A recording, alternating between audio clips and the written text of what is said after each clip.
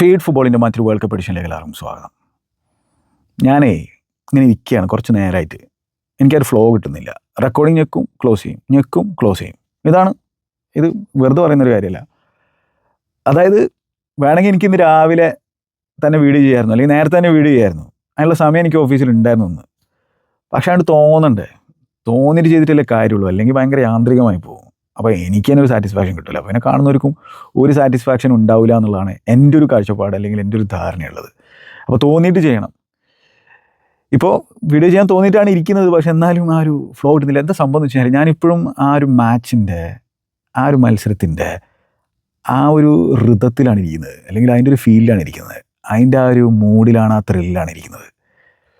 എന്താ നമ്മൾ കണ്ട്, ഇനിയിപ്പോൾ അതിനെക്കുറിച്ച് എന്താ പറയുക, അല്ലെങ്കിൽ എന്താ ഇപ്പോൾ പുതുതായിട്ട് പറയാനുള്ളത്? എല്ലാം പറഞ്ഞു കഴിഞ്ഞില്ലേ, ഇനിയിപ്പോൾ എന്താ പുതുതായിട്ട് പറയുക? ഞാൻ അതങ്ങനെ ആലോചിച്ചുകൊണ്ടിരിക്കുന്നത്. അതായത് 39-കാരൻ ലിയോണൽ മെസ്സി അർജൻറ്റീനയെ മറ്റൊരു വേൾഡ് കപ്പിൻ്റെ ഫൈനലിലേക്ക് കൂടി കൊണ്ടെത്തിച്ചിരിക്കുകയാണ്. ഇതൊക്കെ എന്താണ്? അതായത് നമ്മൾ കണ്ടുകൊണ്ടിരിക്കുന്ന ആ ഒരു ക്യാരി ജോബ് ഉണ്ടല്ലോ, തോളിലേറ്റി കൊണ്ടുപോകാന്ന് പറഞ്ഞാൽ അത് ഒട്ടും അതിശയോക്തി അല്ലാത്ത തരത്തിലൊരു സംഭവമാണ് നമ്മൾ ഈ വേൾഡ് കപ്പ് ക്യാമ്പയിനിൽ കണ്ടുകൊണ്ടിരിക്കുന്നത്. ഇതെങ്ങനെ സാധിക്കുന്നു എന്നത് ആലോചിച്ചിട്ടാണ് എനിക്ക് മുണ്ടാട്ടം മുട്ടി പോണത്. ഇതെങ്ങനെ സാധിക്കുന്നത് ഈ ചെങ്ങായിക്ക്? അങ്ങനെ ആലോചിക്കുമ്പോഴാണ് എനിക്ക് പല രീതിയിലുള്ള തോട്ട്സ് മനസ്സിലിങ്ങനെ വരുന്നത്.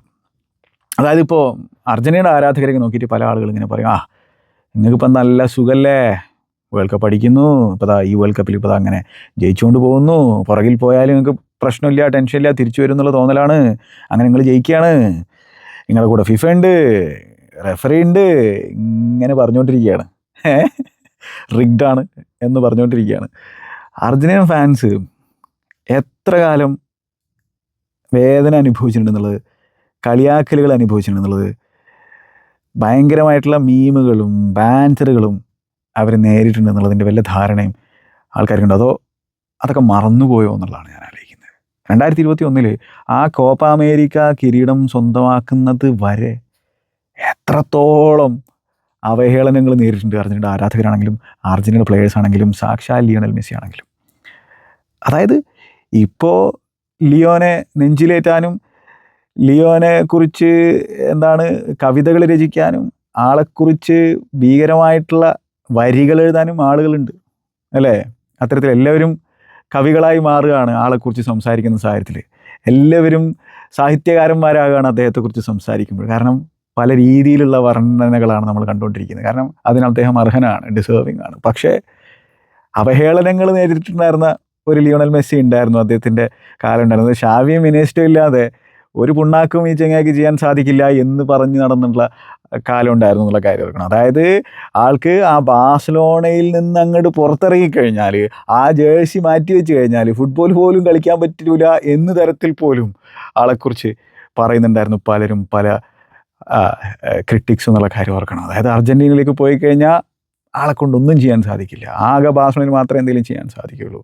അതിന് ഷാവിയും ഇനിയസ്റ്റൊക്കെ കൂടെ വേണം, ബുസ്കറ്റ്സൊക്കെ കൂടെ വേണം എന്നുള്ളത് ഇങ്ങനെ കേട്ടുകൊണ്ടിരിക്കുന്ന മനുഷ്യനായിരുന്നു, അല്ലേ? ഫൈനലുകൾ തോൽക്കുന്നു, പെനാൽറ്റികൾ മിസ്സാക്കുന്നു, റിട്ടയർ ചെയ്യുന്നു, കരയുന്നു, വേദന വല്ലാത്ത രീതിയിൽ അനുഭവിക്കുന്നു, ഫെഡറേഷൻ്റെതായിട്ടുള്ള തൊഴുത്തിൽ കുത്ത് അനുഭവിക്കുന്നു. അപ്പോൾ അങ്ങനെ ഒരുപാട് സംഭവങ്ങൾ. ഇതോടൊപ്പം ആൾ മാത്രമല്ല അനുഭവിക്കുന്നത്, ഈ അർജന്റീന ആരാധകർ അനുഭവിച്ചുകൊണ്ടിരിക്കുകയാണ്, അല്ലേ? അപ്പോൾ അതൊന്നും അർജന്റീന ആരാധകർ മറക്കൂല എന്നുള്ളത് തന്നെയാണ്. അപ്പോൾ അവർ ഈ നിമിഷങ്ങളൊക്കെ അതിനനുസരിച്ച് അവർ മതിമറന്ന് ആഘോഷിക്കും.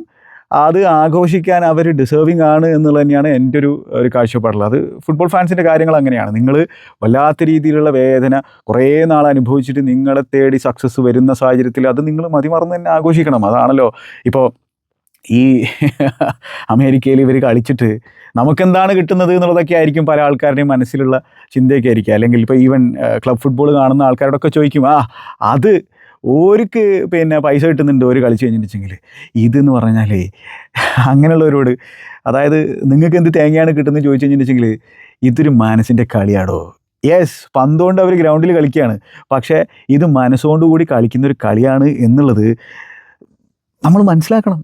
അപ്പം ഇത് അവർ ആ ഗ്രൗണ്ടിൽ കളിക്കുമ്പോൾ അത് നമ്മുടെ മനസ്സിനെ ഏത് രീതിയിലാണ് പിന്നെ സന്തോഷിപ്പിക്കുന്നത്, അതേപോലെ തന്നെ സങ്കടപ്പെടുന്നത്. കാരണം ഇതിൻ്റെ ആ ഒരു അഡിക്ഷൻ മനസ്സിലാക്കണമെങ്കിൽ അഗെയിൻ ഞാനൊരു ഒരു വരി കൂടി പറഞ്ഞു വെക്കുകയാണ്. ഏത് തരത്തിലുള്ള അഡിക്ഷൻ ആണെങ്കിലും അതത്ര നല്ലൊരു കാര്യമൊന്നുമല്ല. ഏത് തരത്തിലുള്ള അഡിക്ഷൻ ആണെങ്കിലും 100%. കാരണം അഡിക്ഷൻ അത് ചിലപ്പോൾ മനുഷ്യന്മാരെ ഡിപ്രഷനിലേക്കോ അല്ലെങ്കിൽ വല്ലാത്ത രീതിയിലുള്ള ഒരു സിറ്റുവേഷനിലേക്കോ കൊണ്ടെത്തിക്കാൻ സാധ്യതയുണ്ട്. പക്ഷേ സ്റ്റിൽ ഈ മൊഹബത്ത് ഉണ്ടല്ലോ, ഈ വല്ലാത്ത രീതിയിലുള്ള ആ ഒരു ഈവൻ ഒബ്സഷനും അത്ര ശരിയായിട്ടുള്ളൊരു വാക്കാണെന്ന് എനിക്കറിയില്ല. പക്ഷേ നമ്മുടെ മനസ്സിന് കൂടി സംതൃപ്തി തരുന്ന തരത്തിലുള്ള സംഭവങ്ങൾ തേടിയിട്ടാണല്ലോ മനുഷ്യൻ മുമ്പോട്ട് പോയിക്കൊണ്ടിരിക്കുന്നത്. നമ്മൾ സിനിമ കാണുന്നത്, നമ്മൾ കളികൾ കാണുന്നത്, അല്ലേ? അപ്പോൾ ഇത് മറ്റുള്ളവനെ ദ്രോഹിക്കാതെ, ഇപ്പോൾ ചില സാഹചര്യം ഫുട്ബോൾ എന്ന് പറഞ്ഞാൽ റോളർ കോസ്റ്റർ റൈഡാണ്, എപ്പോഴും സന്തോഷം തരൂല, അല്ലേ? അപ്പോൾ നിങ്ങളൊരു ഫുട്ബോൾ ഫാൻ ആകാൻ തീരുമാനിച്ച് കഴിഞ്ഞിട്ടുണ്ടെങ്കിൽ, അല്ലെങ്കിൽ ഈ സ്പോർട്ടിലേക്ക് അല്ലെങ്കിൽ ഏതെങ്കിലും സ്പോർട്ടിലേക്ക് നിങ്ങൾ ഇറങ്ങി വരികയാണെങ്കിൽ ആ റോളർ കോസ്റ്റർ റൈഡിനായിട്ട് റെഡി ആയിട്ടിരിക്കണം എന്നുള്ള കാര്യത്തിൽ സംശയമൊന്നും വേണ്ട. കാരണം ഇത് വെറും സന്തോഷം മാത്രം തരുന്ന അല്ലെങ്കിൽ ഒരൊറ്റ ഫീലിംഗ് മാത്രം തരുന്ന തരത്തിലുള്ള സംഭവമല്ല. ഇതിൽ പല ഫീലിങ്ങുകൾ ഉണ്ടായിരിക്കും. അപ്പോൾ അത് അനുഭവിക്കാൻ റെഡി ആയിരിക്കണം. അങ്ങനെ ഇതിൽ വന്നിട്ട് കാര്യമുള്ളൂ എന്നുള്ളതാണ്. അല്ലെങ്കിൽ ചിലപ്പോൾ നിങ്ങളെ ഇത് തകർത്ത് കളയും. ഇതൊരു വല്ലാത്തൊരു സ്പോട്ടാണോ. അപ്പോൾ അവിടെ ആ ലിറ്റിൽ മജീഷ്യൻ ഇന്ദ്രജാലം കാണിക്കുമ്പോൾ, അല്ലെങ്കിൽ ആളാ മത്സരത്തിന് ശേഷം ആ ഗ്രൗണ്ടിലിരുന്ന് ആ രീതിയിൽ സെലിബ്രേറ്റ് ചെയ്യുന്ന കാണുമ്പോൾ എന്തിനാണോ ലോകത്തിൻ്റെ നാനാഭാഗത്തിരിക്കുന്ന ആൾക്കാരുടെ കണ്ണിൽ വെള്ളം വരുന്നത്? എന്തിനാത്? ആൾ കരയുമ്പോൾ എന്തിനാണ് എല്ലാവരും കരയുന്നത്? അപ്പോൾ അതാണ്. ഓക്കെ, അയാൾക്ക് കളിച്ചിട്ട് അയാൾ കിരീടം നേടുകയാണ് അല്ലെങ്കിൽ അയാൾക്ക് പൈസ കിട്ടുകയാണ് എന്ന രീതിയിലാണോ ചിന്തിക്കുന്നത്? അല്ല, അയാൾ കളിക്കുന്നത് നമുക്കും കൂടിയിട്ടാണോ. അതാണല്ലോ ഫുട്ബോൾ എന്ന് പറഞ്ഞാൽ ആരാധകർക്ക് വേണ്ടി കളിക്കുന്ന തരത്തിലുള്ള സംഭവമാണ്, അല്ലേ?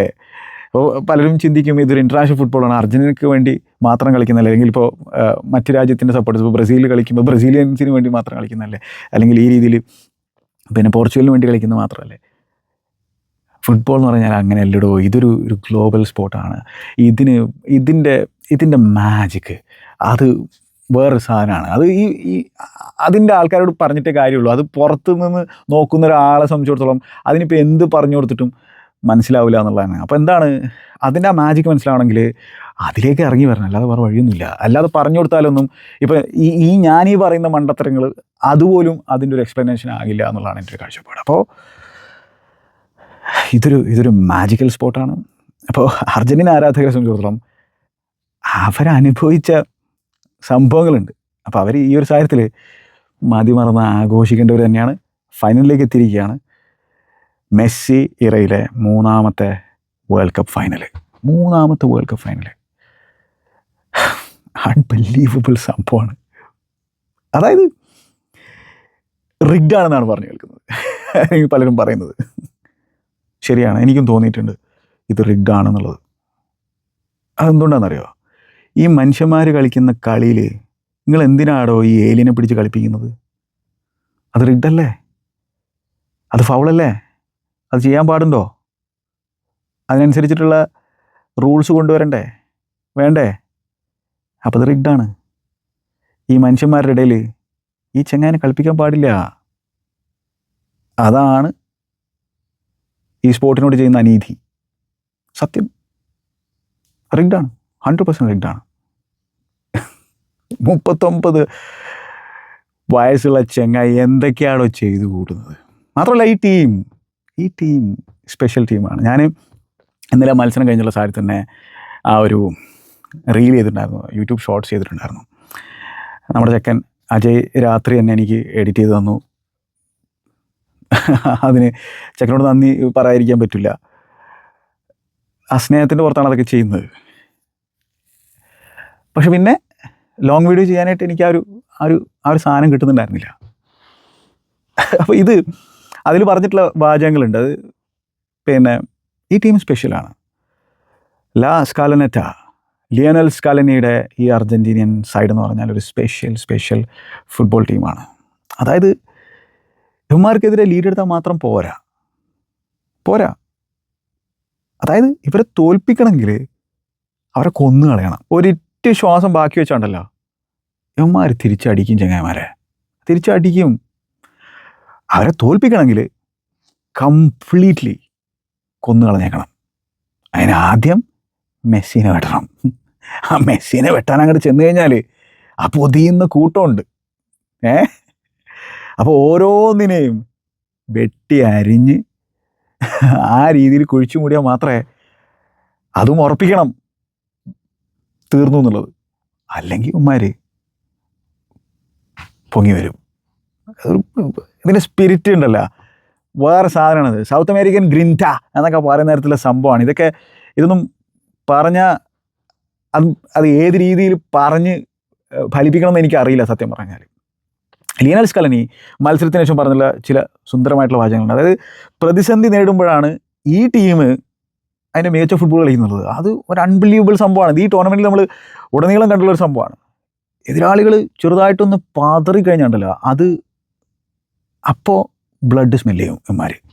എന്നിട്ട് പിന്നെ കയറി അടിക്കും എന്നുള്ളതാണ്. അതാണ് ലിയണൽ സ്കലനി പറഞ്ഞു വെക്കുന്നത്. പിന്നെ മാത്രമല്ല ഫുട്ബോൾ എന്ന് പറഞ്ഞിട്ടുണ്ടെങ്കിൽ പിന്നെ അത് എപ്പോഴും പ്ലേയിങ് ഗ്രേറ്റ് എന്ന രീതിയിലുള്ള സംഭവം മാത്രമല്ല. അതായത് സെക്കൻഡ് ഹാഫിൽ അർജൻറ്റീന ആ രീതിയിലാണ് കളിച്ചത്. ഫസ്റ്റ് ഹാഫിൽ ഭയങ്കര എന്താണ് അവരുടെ ആ ഒരു ഡാർക്ക് ആർട്സ് ഒക്കെ നമ്മൾ കണ്ടിട്ടുണ്ടായിരുന്നു. ഏത് രീതിയിലാണ് അവർ ഫൗളുകൾ കമ്മിറ്റ് ചെയ്ത് സ്റ്റോപ്പ് സ്റ്റാർട്ടുകൾ എന്ന രീതിയിലേക്ക് ഗെയിം കൊണ്ടുവന്നൊക്കെ നമുക്കറിയുന്നതാണ്.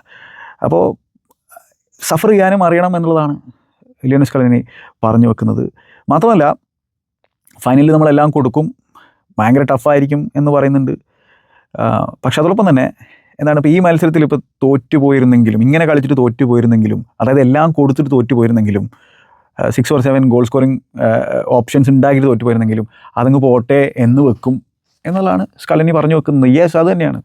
അതായത് എല്ലാം കൊടുത്തിട്ട് പിന്നെ തോറ്റാ ദാറ്റ് ഈസ് ഫൈൻ അല്ലേ. എല്ലാ കളിയൊന്നും എല്ലാവർക്കും ജയിക്കാൻ പറ്റില്ലല്ലോ.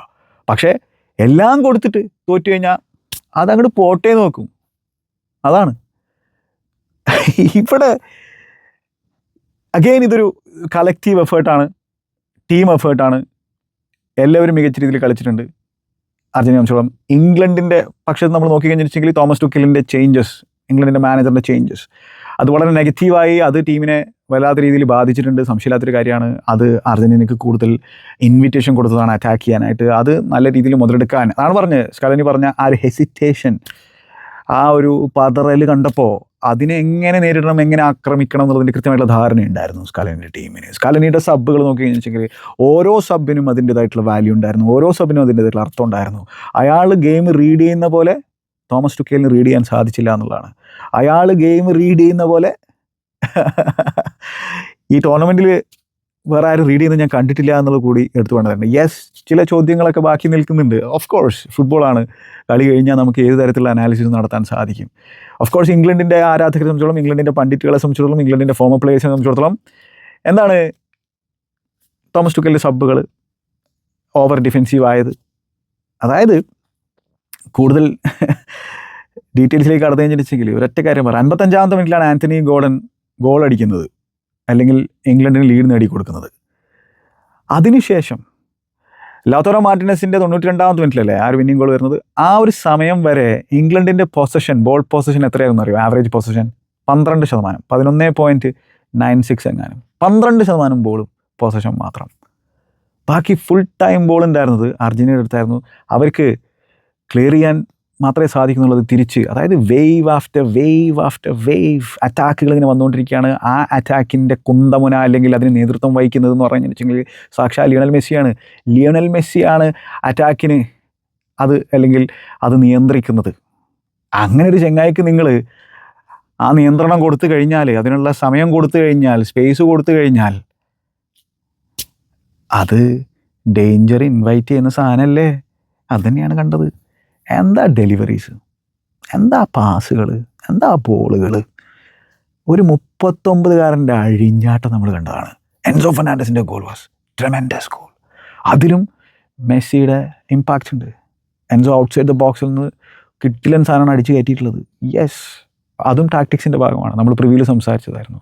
ജോർഡൻ പിക്ഫോർഡ് എന്ന് പറയുന്ന ഇംഗ്ലണ്ടിൻ്റെ കീപ്പറിനെ സംബന്ധിച്ചിടത്തോളം ആൾ കിടിലൻ കീപ്പറാണ്. പ്രത്യേകിച്ച് ആ ബോക്സിനകത്ത് ആളുടെ സേവുകളും കാര്യങ്ങളൊക്കെ ഫാന്റാസ്റ്റിക്കാണ്. നല്ല അജിലിറ്റി ഉണ്ട്, നല്ല റിഫ്ലക്സ് ഉണ്ട്. പക്ഷേ ഔട്ട്സൈഡ് ദ ബോക്സിൽ നിന്നുള്ള ഒരു വൾണറബിലിറ്റി എന്ന് വെച്ചാൽ അത്ര ബിഗ് കീപ്പറല്ല. അപ്പോൾ അതിനനുസരിച്ച് ടെസ്റ്റ് ചെയ്യണം എന്നുള്ളതാണ്. മാത്രമല്ല ഇംഗ്ലണ്ട് വല്ലാണ്ട് ഡ്രോപ്പ് ചെയ്തിട്ടുള്ള സാഹചര്യത്തിൽ ആ ഒരു ഔട്ട്സൈഡ് ദ ബോക്സിലുള്ള ഷോട്ടുകൾക്കുള്ള ലോങ് ഡിസ്റ്റൻസ് ഷോട്ടുകൾക്കുള്ള സാധ്യതകളുണ്ടായിരുന്നു. ആ സാധ്യതകളെ മനോഹരമായിട്ട് 2 കൈ നീട്ടി സ്വീകരിക്കുന്ന അർജൻറ്റീനയെ നമ്മൾ കണ്ടിരിക്കുകയാണ്. Enzo Fernandez, what a game he had, unbelievable game. First ഹാഫിൽ എലിയറ്റ് ആൻഡേഴ്സനെതിരെ നടത്തിയിട്ടുണ്ടായിരുന്ന ആ പെരടിക്കുള്ള അടിയിൽ ഒരു യെല്ലോ കാർഡ് അദ്ദേഹത്തിന് കൊടുക്കണമായിരുന്നുള്ള കാര്യത്തിൽ സംശയമൊന്നും വേണ്ട. അത് റെഡ് കാർഡെന്നുള്ള വാദിക്കുന്ന ആളുകളുണ്ട്. പക്ഷേ അത് ഗെയിം തുടങ്ങിയിട്ടുള്ള സാഹചര്യമാണ്. എനിക്കൊന്ന് 3-ാമത്തെ മിനിറ്റിലെങ്ങാനും തുടങ്ങിയിട്ടുള്ള സംഭവമാണ്. പിന്നെ മാത്രമല്ല അത് ഒരു ഓറഞ്ച് കാറ്റഗറിയിൽ പെടുത്താൻ പറ്റുന്ന സംഭവമാണ്. യെസ്, യെല്ലോ കൊടുക്കണമായിരുന്നു എന്ന് തന്നെയാണ് എൻ്റെ ഒരു വാദം. കാരണം അത്തരത്തിലുള്ള ആ ഒരു സമയത്ത് ആരും യെല്ലോ കൊടുത്തിരുന്നെങ്കിൽ ഒരു പക്ഷേ പിന്നീട് ഒരുപാട് ഫൗളുകൾ നടത്തില്ലായിരുന്നിരിക്കണം. എൻസോ ഒരുപാട് ഫൗളുകൾ, എൻസോൻ്റെ ഭാഗത്ത് ഒരുപാട് ഫൗളുകൾ, അത്തരത്തിലുള്ള സിനിക്കൽ ഫൗളുകൾ നമ്മൾ കണ്ടിട്ടില്ല. പക്ഷേ അർജൻറ്റീനയെ സംബന്ധിച്ചിടത്തോളം അവർ ഫസ്റ്റ് ഹാഫിൽ ഇംഗ്ലണ്ടിനെ കളിപ്പിക്കരുത് എന്നുള്ളൊരു ചിന്തന വന്നത്. ഒന്ന് നമ്മൾ മനസ്സിലാക്കേണ്ടതായിട്ടുള്ളത് ഈ ഫിക്സ്ചറിൻ്റെ ഒരു ഇമ്പോർട്ടൻസ് ഉണ്ട്. ഈ ഫിക്സ്ചറിൻ്റെ ആ ഒരു റൈവലറി നമ്മൾ പ്രിവ്യൂവിൽ സംസാരിക്കുകയാണ്. അപ്പോൾ ആ ഒരു ഒക്കേഷൻ അനുസരിച്ച് വേണം ആ മത്സരം നിയന്ത്രിക്കേണ്ടതായിട്ടുള്ളത്. കാരണം സ്റ്റോപ്പ് സ്റ്റാർട്ടുകൾ ഉണ്ടായിരിക്കും, അഗ്രഷൻ ഉണ്ടായിരിക്കും, ഫൗളുകൾ ഉണ്ടായിരിക്കും. 19 ഫൗളുകളാണ് ഫസ്റ്റ് ഹാഫിൽ നമ്മൾ കണ്ടായിരുന്നത്. 19 ഫൗളുകൾ. അതിൽ 12 അർജൻറ്റീന, 7 ഇംഗ്ലണ്ട്. 2 ടീമുകളും ഫൗൾ നടത്തുന്നു. അർജൻറ്റീന സിമിയോണിനെ സ്റ്റാർട്ട് ചെയ്യിപ്പിക്കുന്നു. സ്കലോനി നമ്മൾ വിചാരിച്ച രീതിയിൽ അവിടെ ഡിപ്പോൾ സ്ട്രഗിൾ ചെയ്യുന്നുണ്ടായിരുന്നു. അപ്പോൾ ഡിപ്പോളിന് പകരം സിമിയോണി വരുന്നു. എന്നിട്ട് പിന്നീട് ഈ ഡിപ്പോൾ സെക്കൻഡ് ഹാഫിൽ വന്നപ്പോൾ എന്നെ പുറത്തിരുത്തുമല്ലേ എന്നതിനുള്ള മറുപടി കൊടുക്കുന്ന തരത്തിലുള്ള പെർഫോമൻസ് കാഴ്ചവെക്കുന്നത് നമ്മൾ കണ്ടു. അപ്പോൾ അതാണ് ഈ ടീം വാരിയേഴ്സിൻ്റെ ടീമാണ്. അവർക്ക് നാസ്റ്റി ആയിട്ട് കളിക്കാൻ പറ്റും, അവർക്ക് ഡേർട്ടി ആയിട്ട് കളിക്കാൻ പറ്റും, അവർക്ക് ഡാർക്ക് ആർട്സ് പുൾ ഓഫ് ചെയ്യാൻ പറ്റും. അതോടൊപ്പം തന്നെ ബ്യൂട്ടിഫുൾ ഫുട്ബോളും പുൾ ഓഫ് ചെയ്യാൻ സാധിക്കും. അവരുടെ മെൻറ്റാലിറ്റി ടോപ്പ് ക്ലാസ് ആണ്. നെവർ ഗിവ് അപ്പ് മെൻറ്റാലിറ്റിയുടെ ഉസ്താദുമാരാണ് ഈ അർജൻറ്റീൻ സൈഡ്. അതുകൊണ്ട് തന്നെ അത് സ്പെഷ്യൽ ടീമായിട്ട് മാറുന്നതാണ്. അവരുടെ ഗ്രിറ്റ്, അവരുടെ ആ ഒരു ഈ പറഞ്ഞ പോലെ തോറ്റു കൊടുക്കാൻ മനസ്സില്ലാത്ത ആ ഒരു മെൻറ്റാലിറ്റി ഉണ്ടല്ലോ, ആ ലാസ്റ്റ് മിനിറ്റ് വരെ ആ ഒരു പ്രതീക്ഷ അർജൻറ്റീന ആരാധകർക്ക് കൊടുക്കുന്നത് ഈ ടീമിൻ്റെ മെൻറ്റാലിറ്റി തന്നെയാണ്. ഈ ടീമിൽ ഫ്ലോസ് ഉണ്ട്. ഇത് ഫ്ലോലെസ് ആയിട്ടുള്ള ഭയങ്കര ബ്യൂട്ടിഫുൾ ആയിട്ടുള്ള ഫുട്ബോൾ മാത്രം കളിക്കുന്ന തരത്തിലൊരു സൈഡൊന്നുമല്ല. പക്ഷേ എന്താണ് ഈ ടീമിൻ്റെ സ്പിരിറ്റ്, ഈ ടീമിൻ്റെ മെൻറ്റാലിറ്റി. അതോടൊപ്പം തന്നെ അവിടെ ലിയോ മെസ്സി ഉണ്ട്. ആ ലിയോ മെസ്സിയുടെ പട്ടാളമാണത്. ലിയോ മെസ്സിയുടെ പട്ടാളം എന്ന് പറഞ്ഞാൽ ലിയോ മെസ്സിക്ക് വേണ്ടിയിട്ട് മരിക്കാൻ പോലും റെഡി ആയിട്ട് ഇരിക്കുന്ന ഒരു കൂട്ടം ആളുകളാണ്. ആ ലിയോ മെസ്സിയും ഇവർക്ക് വേണ്ടിയിട്ട് ആ കളി ജയിപ്പിക്കാൻ ഏതറ്റവും വരെ പോകും. ഇത് ഒരു ഗിവ് ആൻഡ് ടേക്ക് സാധനമാണ്, അല്ലാതെ മറ്റു രീതിയിലല്ല. ഇതൊരു ഗിവ് ആൻഡ് ടേക്ക് സാധനമാണ്. ആ ടീംമേറ്റ്സുകൾക്കറിയാം ലിയോ മെസ്സിക്ക് പാസ് കൊടുത്തു കഴിഞ്ഞാൽ, ലിയോ മെസ്സിയുടെ കാലിൽ ബോൾ കിട്ടിക്കഴിഞ്ഞാൽ ആളെന്തെങ്കിലുമൊക്കെ ഇപ്പം ചെയ്യും. ഇതാ എന്തോ ചെയ്യാൻ പോവുകയാണ് എന്നുള്ളത് അവർക്ക് നന്നായിട്ട് അറിയാം. കാരണം അവർക്കറിയാം ആരുടെ കൂടെയാണ് അവർ കളിക്കുന്നത് എന്നുള്ളതും. ഇത് അവരെ സംബന്ധിച്ചിടത്തോളം ഇനി ഒരിക്കലും തിരിച്ചു കിട്ടാത്ത തരത്തിലുള്ളൊരു മുഹൂർത്തമാണ്, അല്ലെങ്കിൽ മുഹൂർത്തങ്ങളാണ് ഇത്. അവരെ സംബന്ധിച്ചിടത്തോളം അവർക്ക് അവരുടെ ജീവിതകാലം മുഴുവൻ അവരുടെ ഓർമ്മകളിൽ സൂക്ഷിച്ചു വെക്കാൻ പറ്റുന്ന തരത്തിലുള്ള സുന്ദരമായിട്ടുള്ള നിമിഷങ്ങളാണെന്നുള്ളത് അവർക്ക് നന്നായിട്ടറിയാം. കാരണം അവർ കളിക്കുന്നത് ലിയോണൽ മെസ്സിയുടെ കൂടെയാണ്. ലിയോ മെസ്സിയുടെ കൂടെ വേൾഡ് കപ്പ് സ്റ്റേജിൽ ഇമാതിരി ഒക്കേഷനുകളിൽ കളിക്കാനുള്ള അവസരം എന്ന് പറഞ്ഞാൽ അവരെ സംബന്ധിച്ചിടത്തോളം അതൊരു പ്രിവിലേജ് ആയിട്ടാണ് അവർ കാണുന്നത്.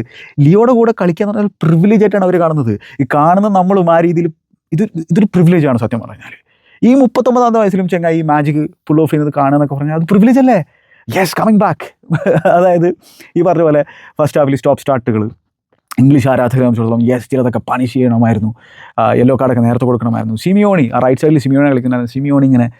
സിമിയോണിയുടെ തന്തപ്പിടിക്ക് ഈ ഫിക്സറിൽ കാര്യമായിട്ടുള്ള പങ്കുണ്ട് അല്ലേ? ഡേവിഡ് ബെക്കാമിന് റെഡ് കാർഡ് നേടിക്കൊടുത്തുള്ള ഇൻസിഡൻ്റൊക്കെ സംഭവിച്ചിട്ടുണ്ടായിരുന്നു. അപ്പോൾ സിമിയോണിക്ക് കാര്യമായിട്ട് ഫിക്സറിനെ കുറിച്ച് അറിയാം. അത് സിമിയോണി എന്തായാലും ചെക്കനോട് പറഞ്ഞു കൊടുത്തിട്ടുണ്ടായിരിക്കും. ചെക്കനും അറിയുന്നത് തന്നെയായിരിക്കും. അതേപോലെ തന്നെ ആ ചെക്കൻ്റെ ഒരു നേച്ചർ അങ്ങനെ തന്നെയാണ്. ആളിങ്ങനെ ഇങ്ങനെ ഒരു വല്ലാത്തൊരു ഒരു ട്രിക്കാണ് ഈ ഒപ്പോണൻസിനെ സംബന്ധിച്ചിടത്തോളം. അങ്ങനെ ബൈറ്റ് ചെയ്തുകൊണ്ടേയിരിക്കും. ഫൗളുകൾ കമ്മിറ്റ് ചെയ്തിട്ടുണ്ട്.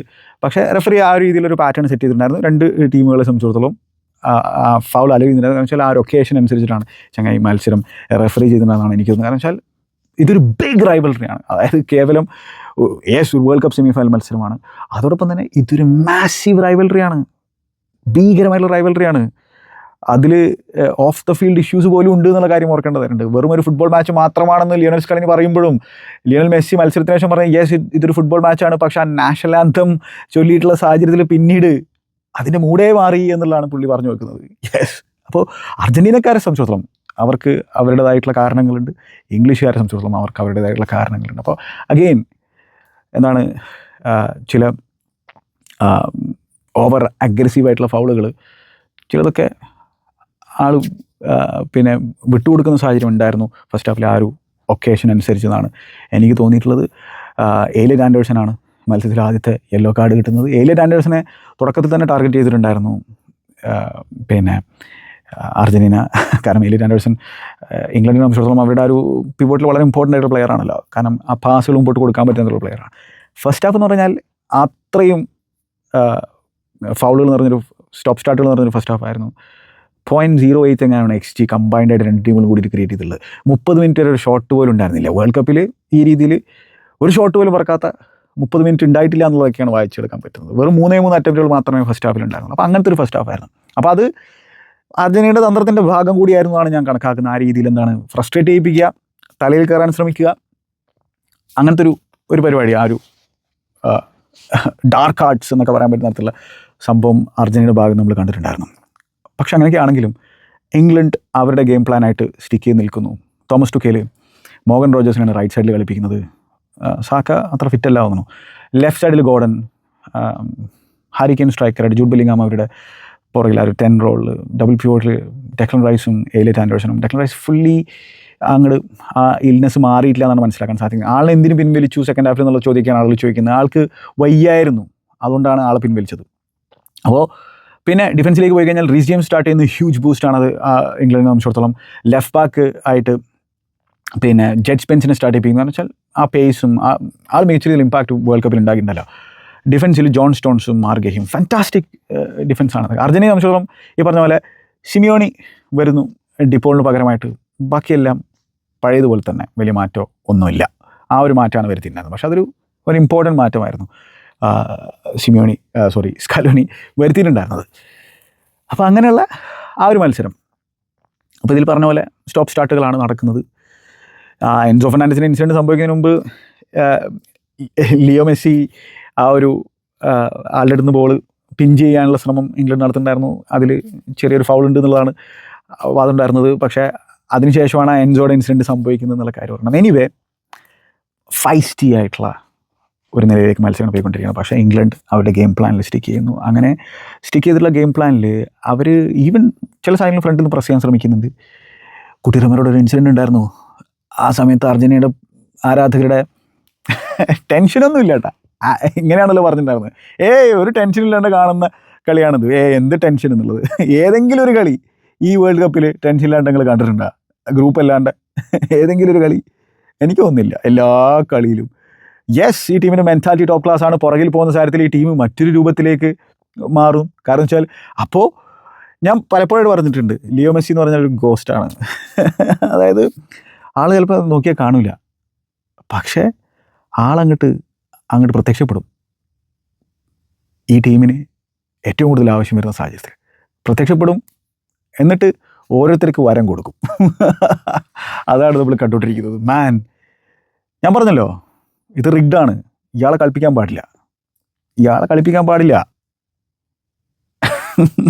അപ്പം അങ്ങനെ ചില സാഹചര്യങ്ങളിൽ എമി മാർട്ടിൻസിന് പ്രസ് ചെയ്യുന്നൊന്നും ഉണ്ടായിരുന്നില്ല. എമി മാർട്ടിൻസിനോട് ലോങ് പോകാനുള്ള പരിപാടിയാണ്. കാരണം വെച്ചാൽ അവർ കൃത്യമായിട്ടും ഒരു ഫ്രണ്ട് ഏരിയയിൽ മാൻ മാർക്കിൽ നിൽക്കുന്നുണ്ടായിരുന്നു ഇംഗ്ലണ്ട്. അവരെ ഗെയിം പ്ലാനിൽ സ്റ്റിക്ക് ഓൺ ചെയ്യുകയാണ്. അപ്പം അങ്ങനെ സെക്കൻഡ് ഹാഫിൽ ഒരു ലോങ്ങിൽ പോയിട്ടുള്ള സാഹചര്യത്തിൽ ഹൂലിൻ അൽവാരസിന് ഒരു ഓപ്പർച്യൂണിറ്റി ആയിരുന്നു. സിമിയോണി അവിടെ ഏരിയൽ ഡ്യൂൽ വിൻ ചെയ്യുന്നത്, അൽവാരസിലേക്ക് എത്തുന്നു. അൽവാരസിൻ്റെ ഷോട്ട് പിക്ഫോർഡ് സേവ് ചെയ്യുന്നു. അഗെയിൻ അൽവാരസിന് മറ്റൊരു സൈഡ് നെറ്റിംഗ് ഓപ്പർച്യൂണിറ്റി ഒക്കെ കിട്ടിയിട്ടുള്ള ഒരു സാഹചര്യം ആയിരുന്നു. അതൊരു സീക്വൻസിലാണ്. പക്ഷേ 55-ാമത്തെ മിനിറ്റിൽ എങ്ങനെയാണ് ഇംഗ്ലണ്ട് ഗോൾ അടിക്കുന്നത് നോക്കിക്കഴിഞ്ഞിട്ടുണ്ടെങ്കിൽ അത് അഗെയിൻ ഹാരി കെയ്ൻ ആ ഒരു DM പൊസിഷനിലേക്ക് താഴോട്ട് ഇറങ്ങി വന്നിട്ടുണ്ട്. എന്നിട്ട് അവിടെ നിന്ന് ചാനലിലേക്ക് ബോൾ കൊടുത്തതാണ്. ടാഗ്ലഫിയൊക്കെ അത് ആദ്യം ബോൾ വിൻ ചെയ്യുന്നുണ്ട്. പക്ഷേ അത് പിക്ക് ചെയ്യുന്നത് ഡെക്ലൻ റൈസ് ആണ്. എന്നിട്ട് മോർഗൻ റോജേഴ്സിന് കൊടുക്കുകയാണ് റൈറ്റ് സൈഡിൽ. മോർഗൻ റോജേഴ്സിന് നല്ലൊരു ക്രോസ് ബോക്സിൽ കൊടുക്കുകയാണ്. ആ ക്രോസ് കൊടുത്തുള്ള കാര്യത്തിൽ വൾണറബിലിറ്റി ഉണ്ട് ഈ ക്രോസിൽ ഡിഫെൻഡ് ചെയ്യാൻ അർജൻറ്റീനയെ സംബന്ധിച്ചുള്ള. മൊലീന ആ ബ്ലൈൻഡ് സൈഡിലൂടെ ഗോർഡൻ്റെ റൺ വാസ് ഫാന്റാസ്റ്റിക്. ഒരു വിങ്ങർക്ക് ഏത് രീതിയിൽ റണ്ണ് നടത്തണമെന്ന് കാണിച്ചു കൊടുക്കാൻ പറ്റുന്ന തരത്തിലൊരു സംഭവമാണ് അവിടെ നടത്തിയിട്ടുണ്ടായിരുന്നത്. അപ്പോൾ ആ പുറകിലൂടെ വന്നിട്ടുള്ള ആ ഒരു റൺ വാസ് ഫാന്റാസ്റ്റിക്. ബ്ലൈൻഡ് സൈഡിൽ വരുന്നു, എന്നിട്ട് ഫിനിഷ് ചെയ്യുന്നു. മൊലീനയുടെ ഡിഫെൻഡിങ് വാസ് ഓഫുൾ. 1-0 ലീഡ് എടുക്കുകയാണ് ഇംഗ്ലണ്ട്. അപ്പോൾ ആ ഒരു സാഹചര്യത്തിൽ അതിന് മുമ്പ് എനിക്ക് തോന്നുന്നത് റാഷ്ഫോർഡിനെ കൊണ്ടുവരാനുള്ള ഒരു തീരുമാനം ഉണ്ടായിരുന്നു, അല്ലെങ്കിൽ അത്തരത്തിലൊരു ചിന്ത ഉണ്ടായിരുന്നു ടുക്കലിനെ സംബന്ധിച്ചിടത്തോളം. പക്ഷേ ആ ഗോളോട് കൂടിയിട്ട് എന്താണ് 55-ാം മിനിറ്റിലാണ് ആ ഗോൾ വരുന്നത്. ഇവരുടെ ഈ ടീമിൻ്റെ മെൻറ്റാലിറ്റി തന്നെ മാറി, ഇംഗ്ലണ്ടിൻ്റെ മെൻറ്റാലിറ്റി തന്നെ മാറി. മെൻറ്റാലിറ്റി എത്രത്തോളം ഒരു ഡിഫറൻസ് മേക്കർ ആകും എന്നുള്ളതാണ് നമ്മൾ മനസ്സിലാക്കുന്നത്. അവർ ഗ്രിറ്റും മെൻറ്റാലിറ്റിയും ഒക്കെ കാഴ്ചവെച്ചുകൊണ്ട് തന്നെയാണ് ഈ സെമി ഫൈനലിലേക്ക് എത്തിയിരിക്കുന്നത്. അവരുടെയും പെർഫോമൻസ് അത്ര കൺവിൻസിങ് ആയിരുന്നില്ല അല്ലേ. പക്ഷേ തുക്കേൽ ഈ ടീം മെക്സിക്കോക്കെതിരെ എന്താണോ ചെയ്തത്, നോർവേക്കെതിരെ ടുവേർഡ്സ് എൻഡ് എന്താണോ ചെയ്തത്, അത് തന്നെ അർജൻറ്റീനയ്ക്കെതിരെയും ചെയ്യാൻ തീരുമാനിച്ചതാണ്. പക്ഷേ മെക്സിക്കോ അല്ല അർജൻറ്റീന, നോർവേ അല്ല അർജൻറ്റീന. മെക്സിക്കോയെതിരെ അറ്റ്ലീസ്റ്റ് അവർ 10 പേരായിട്ട് ചുരുങ്ങിയിട്ടുണ്ടായിരുന്നു ഇംഗ്ലണ്ട്. അപ്പോൾ അത് എല്ലാവരും എക്സ്പെക്ട് ചെയ്തൊരു സംഭവമാണ്. പക്ഷേ വളരെ പെട്ടെന്ന് തന്നെ ആ ഒരു 5 at the ബാക്കിലേക്ക് നീങ്ങാനെടുത്തുള്ള തീരുമാനം, ആ ഗോർഡനെ പിൻവലിച്ചുകൊണ്ട് മറ്റൊരു ഡിഫൻഡറിനെ കൊണ്ടുവരാനെടുത്തുള്ള തീരുമാനം, ആ ഒരു സാഹചര്യത്തിൽ ഒരാളെങ്കിലും ആ കൗണ്ടർ അറ്റാക്കിങ്ങിന് വേണ്ടിയിട്ട് നിലനിർത്തേണ്ട ഒരു ആവശ്യം ഉണ്ടായിരുന്നു. ഇത് അർജൻറ്റീനയെ സംബന്ധിച്ചോളം അവരെ ഇൻവൈറ്റ് ചെയ്യാണ്. അതായത് നിങ്ങൾക്ക് എന്ത് വേണമെങ്കിലും ചെയ്യാം, ആര് വേണമെങ്കിലും മുമ്പോട്ടേക്ക് വിടാം, കാരണം ഞങ്ങൾക്കിനി അറ്റാക്ക് ചെയ്യാനൊന്നുമില്ല, അല്ലെങ്കിൽ അറ്റാക്ക് ചെയ്യാൻ പറ്റുന്ന തരത്തിലുള്ള പ്രൊഫൈലുകൾ ഈ ഗ്രൗണ്ടിലില്ല. അപ്പോൾ അത് കൃത്യമായിട്ടും റീഡ് ചെയ്യാൻ സ്കാലനിക്ക് സാധിച്ചിട്ടുണ്ടായിരുന്നു. അതുകൊണ്ടാണ് ആൾ പറഞ്ഞത് ആ ഹെസിറ്റേഷൻ കണ്ടപ്പോൾ തന്നെ. അപ്പോൾ കോൺസ് വരികയാണ് ഗോർഡന് പകരമായിട്ട്. ഓക്കെ, അവർ ആ 5 at the ബാക്കിലേക്ക് നീങ്ങി. 5 at the ബാക്കിലേക്ക് നീങ്ങി ഒരു 5-3-2 എന്ന രീതിയിൽ. അത് എന്തിന് വളരെ ഏർലി അത്തരത്തിലൊരു ചേഞ്ചിലേക്ക് നീങ്ങി എന്നുള്ളതാണ്. തുക്കേൽ വിചാരിച്ചത് ഈ ടീമിന് ഡിഫെൻഡ് ചെയ്യാൻ പറ്റുന്നതായിരുന്നു. പക്ഷേ തുക്കേലിനെ സംബന്ധിച്ചിടത്തോളം ബയൺ റയൽ മാഡ്രിഡ് മത്സരത്തിൽ ഇതേ രീതിയിലുള്ള പ്രശ്നം നമ്മൾ കണ്ടതായിരുന്നു. അപ്പോൾ അതിൽ നിന്ന് ആൾ പഠിച്ചിട്ടുണ്ടാവുമെന്നാണ് ഞാൻ കരുതിയിട്ടുണ്ടായിരുന്നത്. കാരണം മെക്സിക്കോ എതിരുള്ള ഗെയിം പോലെയല്ല, അല്ലെങ്കിൽ നോർവേക്ക് എതിരുള്ള ഗെയിം പോലെയല്ല ഈ ഗെയിം. ഇത് കംപ്ലീറ്റ് ഡിഫറെൻറ്റ് ഗെയിമാണ്. ഓരോ ഗെയിമിനും അതിൻ്റെ രീതിയിൽ കാണുന്നല്ലോ. പക്ഷേ വളരെ നേരത്തെ തന്നെ ചങ്ങായി അത്തരത്തിലുള്ള ഒരു ഡിഫെൻസീവ് മോഡിലേക്ക് നീങ്ങി. അത് പ്രഷർ ഇൻവൈറ്റ് ചെയ്യുന്ന നേരത്തെ സംഭവമാണ്. ഇതിനോടൊപ്പം സ്കാലനി ചെയ്തിട്ടുള്ള ചേഞ്ചസോ, സ്കാലനി ആദ്യം ഗോൺസാലസിനെ കൊണ്ടുവന്നു, അതായത് പാരഡൈസിനെ, ഒരു ആ മിഡ്ഫീൽഡറിനെ DM-നെ പിൻവലിക്കുന്നു. എന്നിട്ട് നിക്കോ ഗോൺസാലസിനെ കൊണ്ടുവരുന്നു ലെഫ്റ്റ് സൈഡിലേക്ക്. എന്താണ്, എൻസോ ഫെർണാണ്ടസ് ഡീപ്പായിട്ട് കളിക്കാൻ തുടങ്ങി. എൻസോ ഫെർണാണ്ടസും മക്കാലിസ്റ്ററും ഡബിൾ പിവോട്ടിൽ കളിക്കുന്നു. മക്കാലിസ്റ്റർ ഓഫ് കോഴ്സ് മുമ്പോട്ട് പോകാനുള്ള ആ ഒരു ഫ്രീഡം ആൾക്കും കൊടുക്കുന്നുണ്ട്, ബോക്സിലേക്ക് ക്രാഷ് ചെയ്യാനുള്ള ഫ്രീഡം. നീക്കോ ഗോൺസാലസ് ബോക്സിൽ ക്രാഷ് ചെയ്യുന്നു ലെഫ്റ്റിലൂടെ. അപ്പോൾ ആഡഡ് പ്രോബ്ലമാണ് അവിടെ ഇംഗ്ലണ്ടിനെ സംബന്ധിച്ചിടത്തോളം ഉണ്ടായിക്കൊണ്ടിരിക്കുന്നത്. യെസ്, അവിടെ പറഞ്ഞ പോലെ റീസ് ജെയിംസ് ഉണ്ട്, ആ റൈറ്റ് സൈഡിൽ കോൺസെ ഉണ്ട്. പക്ഷേ ഇവരെ 5 at the ബാക്കിലേക്ക് നീങ്ങിയല്ലോ. പിന്നെ അഗെയിൻ സ്കാലനി വരുത്തിയിട്ടുള്ള ചേഞ്ചസ് നോക്കി കഴിഞ്ഞാൽ വെച്ചെങ്കിൽ അതിനുശേഷം ഈ നിക്കോ ഗോൺസാലസ് അഗെയിൻ എന്താണ്, ബോക്സിലൊരു ഏരിയൽ ത്രട്ട് കൂടിയാണ്. കാരണം ക്രോസുകൾ കൊടുക്കുക എന്നുള്ളതായിരുന്നു പിന്നെ അർജൻറ്റീനയെ സംബന്ധിച്ചിടത്തോളം ചിന്ത ഉണ്ടായിരുന്നു. ഔട്ട്സൈഡ് ബോക്സിന് അറ്റംപ്റ്റ്സ് നടത്തുക, ക്രോസുകൾ കൊടുക്കുക. കാരണം ലിയോ മെസ്സിക്ക് ആ രീതിയിൽ, ലിയോ മെസ്സി റൈറ്റിലേക്ക് ഡ്രിഫ്റ്റ് ചെയ്തു. അപ്പോൾ ആളെ ക്ലോസ് ഡൗൺ ചെയ്യാൻ സാധിക്കുന്നുണ്ടായിരുന്നില്ല ഇംഗ്ലണ്ടിന്. അപ്പോൾ ഈ പറഞ്ഞ പോലെ ലിയോ മെസ്സിയുടെ അവിടെ ആൾക്ക് ഇഷ്ടംപോലെ സ്പേസ് കിട്ടുന്നത് കണ്ടിട്ട് അവിടെ ഒരു ലെഫ്റ്റ് മിഡ്ഫീൽഡറിനെ കൊണ്ടുള്ള തീരുമാനമാണ് പിന്നീട് ചെങ്ങായി എടുത്തിട്ടുണ്ടായിരുന്നത്, തോമസ് ടുക്കേൽ. അതാണ് പുള്ളി ചിന്തിച്ചിട്ടുണ്ടായിരുന്നത്, ആ ഒരു സ്പേസ് ക്ലോസ് ഡൗൺ ചെയ്യുക എന്നുള്ളത്. പക്ഷേ അത് സംഭവിച്ചില്ല, അത് വേറെ കാര്യം. ഡെക്ലൻ റൈസ് കംപ്ലീറ്റ്ലി ഗ്യാസ്ഡ് ആയിരുന്നു. എന്തുകൊണ്ട് ഡെക്ലനെ പിൻവലിച്ചു കഴിഞ്ഞാൽ ആൾ ഗ്യാസ്ഡ് ആയിരുന്നു. അപ്പോൾ ആളിനെ പിൻവലിച്ചിട്ട് ചെങ്ങായി കൊണ്ടുവരുന്നത് നിക്കോ ഒറേലിനെയാണ്. അതേപോലെ തന്നെ മറ്റൊരു ചേഞ്ച് ചെങ്ങായി വരുത്തുന്നത്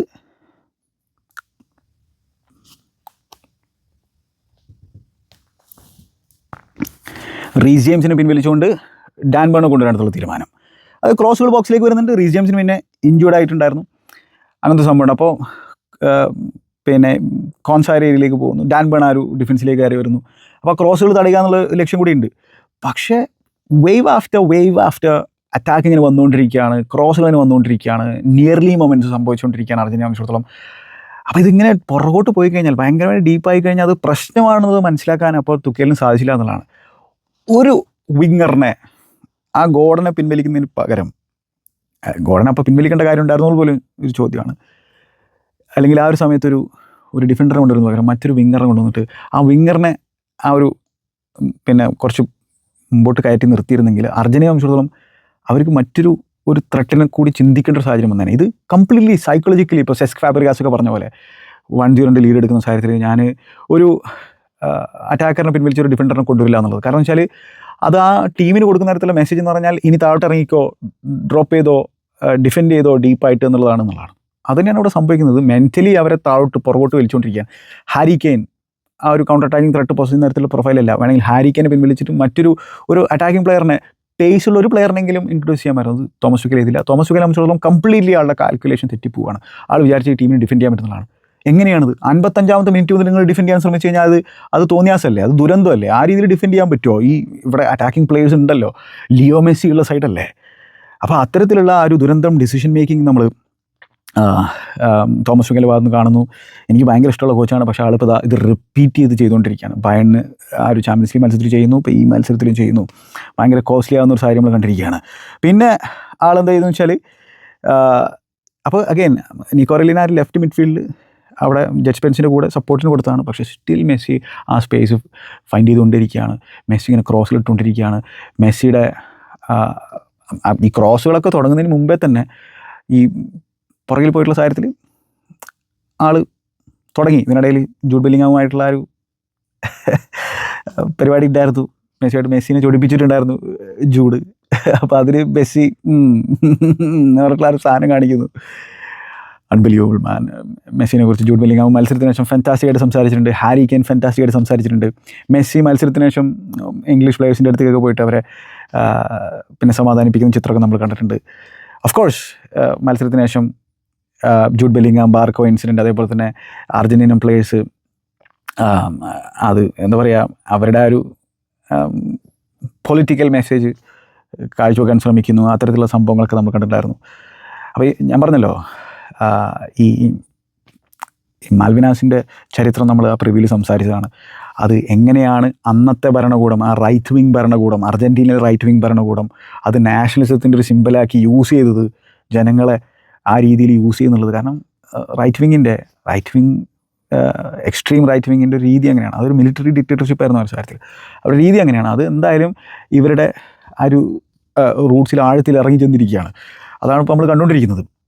എന്തായാലും ആ ഒരു സിമ്പലൊക്കെ കാണിച്ചതിന് അവർക്ക് എന്തായാലും പിന്നെ ഫൈനും കാര്യങ്ങളൊക്കെ കിട്ടും എന്ന കാര്യത്തിൽ സംശയമൊന്നും വേണ്ട. കാരണം അത് ഉറപ്പല്ലേ. അപ്പോൾ എന്തായാലും മെസ്സിക്ക് സ്പേസ് കൊടുക്കുന്നു. മെസ്സിയുടെ ഒരു ഫാന്റാസ്റ്റിക് ക്രോസ് ഉണ്ടായിരുന്നു. അതായത് ആ സാധനം ഡിഫെൻഡ് ചെയ്യൽ ഭയങ്കര പാടാണ്. അത് സോഴ്സിൽ നിന്ന് കട്ട് ചെയ്യണം. അത് ആളെ അത് ചെയ്യാൻ അനുവദിക്കരുത്. പക്ഷേ ആളെ മാൻമാർക്ക് ചെയ്യാൻ ആ സമയത്ത് ചെയ്തുകൂടെ എന്നുള്ളതായിരിക്കും ചില ആൾക്കാരൊക്കെ ചിന്ത. ആളെ മാൻമാർക്ക് ചെയ്യാൻ നോക്കിയിട്ട് കാര്യമില്ല. ആ ഒരു ചെറിയൊരു സാധനം ഇട്ട് കഴിഞ്ഞിട്ടുണ്ടെങ്കിൽ ആൾ സ്പേസ് കണ്ടെത്തും, അത് വേറെ കാര്യം. പക്ഷേ അതുവരെ അത്ര ഭീകരമായിട്ടുള്ള ഇമ്പാക്റ്റ് ഉണ്ടാക്കിയിട്ടുണ്ടായിരുന്നില്ല. ഒരു മൊമെൻ്റ് ഉണ്ടായിരുന്നു, എൻ്റെ പൊന്ന് ചങ്ങായിമാരെ, എങ്ങനെ ചങ്ങായി അത് ചെയ്യുന്നു എന്നുള്ളതാണ്.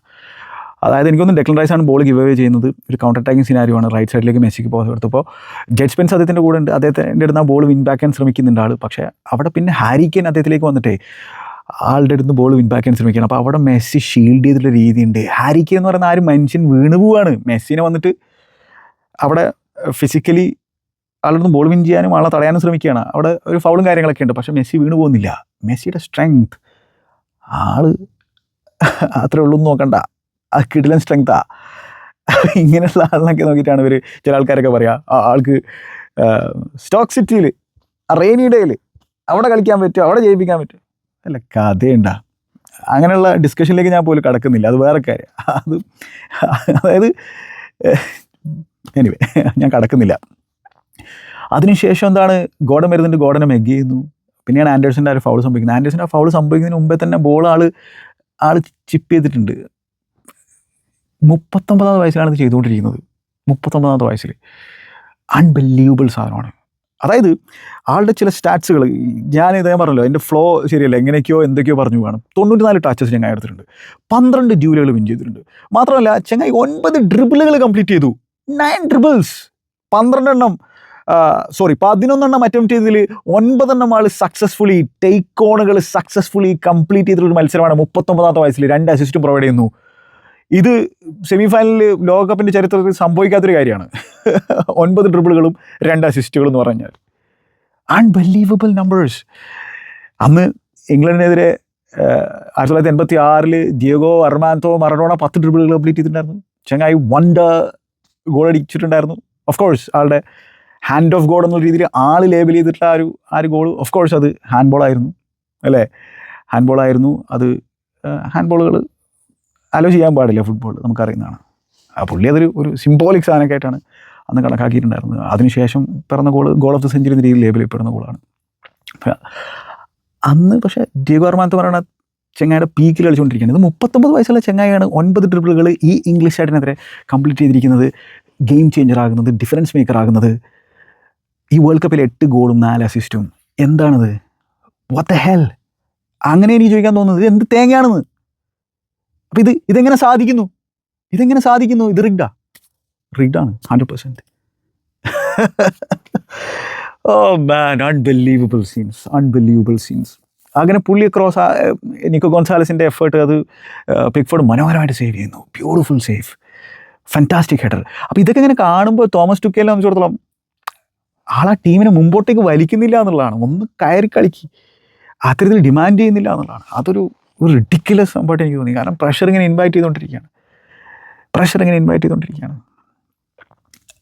പിന്നെ ആളെ മാൻമാർക്ക് ചെയ്യാനോ അല്ലെങ്കിൽ ആളുടെ ക്രോസുകൾ തടയാനോ ഒരുപാട് മാനേജർമാർ, ഒരുപാട് കോച്ചുമാർ തടയാൻ ശ്രമിച്ചാണ്, നടന്നിട്ടില്ല. ഇപ്പോൾ പിന്നെ ആൾ കുറേ കൂടി ക്ലെവറായി, വയസ്സ് കൂടി, ആൾക്ക് പഴയ പോലെ ആ ഒരു അജിലിറ്റിയോ കാര്യങ്ങളൊന്നും ഇല്ല. എന്നിട്ട് 9 ഡ്രിബിളുകൾ കംപ്ലീറ്റ് ചെയ്തു, അത് വേറെ കാര്യം. അതായത് ഈ വേൾഡ് കപ്പിൽ 2026 വേൾഡ് കപ്പിൽ ഈ ചെങ്ങാനേക്കാൾ കൂടുതൽ ഡ്രിബിളുകൾ ഒരു മത്സരത്തിൽ കംപ്ലീറ്റ് ചെയ്യുന്ന മറ്റൊരാളില്ല എന്നുള്ളതാണ്. ഇയാൾക്ക് 39 വയസ്സായി. ആളിപ്പോൾ ഫൈറ്റ് ചെയ്തുകൊണ്ടിരിക്കുന്നത് യങ് പീക്കിൽ ഫുട്ബോൾ കളിച്ചുകൊണ്ടിരിക്കുന്ന ആൾക്കാരുമായിട്ടാണ്. അപ്പോൾ ഇത് കമ്പയർ ചെയ്യാൻ പറ്റുന്ന തരത്തിലുള്ള മുതലല്ല, അത് നമ്മൾ ആദ്യം മനസ്സിലാക്കേണ്ടത്. അപ്പോൾ അത് ആ ഒരു സാധനം അതും മനസ്സിലാക്കാൻ പറ്റാതിരിക്കുമ്പോഴാണ് നമ്മൾ പല രീതിയിലുള്ള നമ്മുടെ മനസ്സിന് സാറ്റിസ്ഫാക്ഷൻ കണ്ടെത്താനുള്ള പല സൊല്യൂഷൻസ് നമ്മൾ വായുവിൽ ഇങ്ങനെ എടുത്തുകൊണ്ടിരിക്കുന്നത്. കാരണം ഓഫ് കോഴ്സ് ഫുട്ബോളാണ്, ആളെ ഇഷ്ടമില്ലാത്ത ആൾക്കാരുണ്ടായിരിക്കും, ആളുടെ ഫുട്ബോൾ ഇഷ്ടമില്ലാത്ത ആൾക്കാരുണ്ടായിരിക്കും, ആളുടെ ടീമിന് ഇഷ്ടമില്ലാത്ത ആൾക്കാരുണ്ടായിരിക്കും, ആളുടെ പിന്നെ കൂടെ നിൽക്കുന്ന ആരാധകരെ ഇഷ്ടമില്ലാത്ത ആൾക്കാരുണ്ടായിരിക്കും. കാരണം നമ്മൾ നോക്കിക്കഴിഞ്ഞാൽ ടോക്സിക് കൾച്ചറിലേക്ക് എല്ലാ ഫാൻ ഗേൾ കൂട്ടങ്ങളും മാറുന്ന സാഹചര്യം നമ്മൾ കണ്ടുകൊണ്ടിരിക്കുന്ന ഈ സോഷ്യൽ മീഡിയ ഇറയിൽ അത് വല്ലാത്ത രീതിയിലുള്ള ഒരു ഹേറ്റ്രഡ് പരത്താനുള്ള ഒരു ശ്രമം നടക്കുന്നുണ്ട്. അല്ലെങ്കിൽ അത് നമുക്ക് കാണാൻ സാധിക്കുന്നുണ്ട് എല്ലാവരുടെയും. ഞാൻ ഒരു കൂട്ടരെ മാത്രമല്ല പറയുന്നത്. അതായത് ചില കമൻറ്റുകളൊക്കെ, ഇപ്പോൾ ഞാൻ ഇൻസ്റ്റാഗ്രാമിൽ എല്ലാ കമൻറ്റുകളും കാണാറില്ല, കാരണം കുറേ കമൻറ്റുകൾ വരുന്ന സാഹചര്യത്തിൽ. പക്ഷേ ഞാൻ എൻ്റെ കണ്ണിൽപ്പെടുന്ന ഈ ഡേർട്ടി ആയിട്ടുള്ള ഈ ഭയങ്കരമായിട്ട് അബ്യൂസ് ചെയ്യുന്ന തരത്തിലുള്ള കമൻറ്റുകൾ ഞാൻ ഡിലീറ്റ് ചെയ്യാൻ മാത്രമല്ല ആളെ ബ്ലോക്ക് ചെയ്യാൻ ശ്രമിക്കാറുണ്ട്. യൂട്യൂബിൽ അത് തന്നെയാണ് ശ്രമിക്കാറുള്ളത്.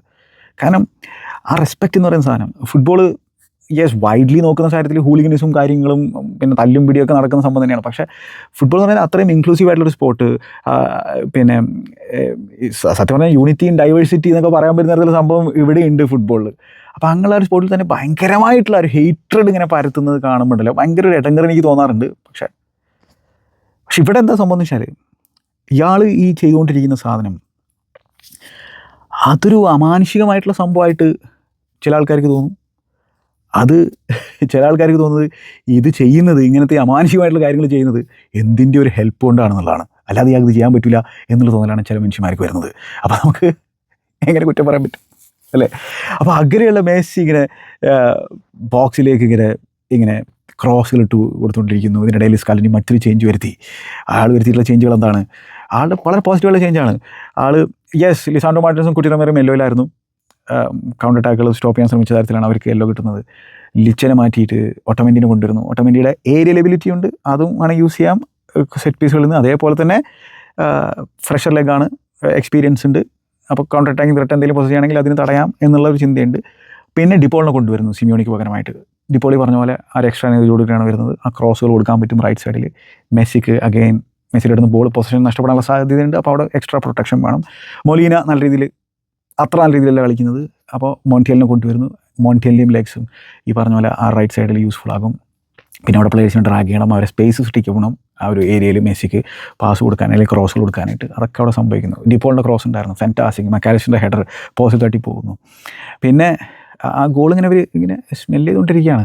അർജൻറ്റീനയുടെ ആരാധകരും സ്മെല്ല് ചെയ്തുകൊണ്ടിരിക്കുകയാണ്. ഇത് ഇപ്പോൾ വരും എന്നുള്ളത് കളി കാണുന്ന എല്ലാവർക്കും മനസ്സിലാക്കാൻ സാധിക്കുന്നുണ്ടായിരുന്നു. പിന്നെ കോർണറുകൾ ഇങ്ങനെ കിട്ടുന്നു, ഷോർട്ട് കോർണറുകളാണ് എടുത്തുകൊണ്ടിരിക്കുന്നത്. ആ പാറ്റേൺ തന്നെ ഇംഗ്ലണ്ടുകാർക്ക് മനസ്സിലാക്കാൻ പറ്റുന്ന തരത്തിൽ സംഭവമാണ്. പക്ഷേ അതിന് തടയാൻ സാധിക്കുന്നില്ല.